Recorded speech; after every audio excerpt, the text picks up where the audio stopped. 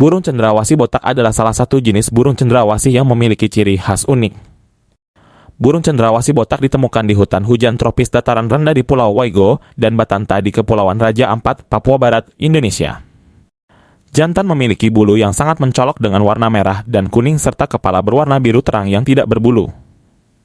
Betina, di sisi lain, memiliki bulu yang lebih sederhana berwarna coklat untuk kamuflase.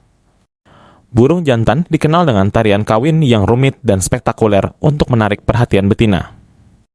Mereka akan memperlihatkan bulu ekor panjang mereka dan melakukan berbagai gerakan menari di cabang-cabang pohon.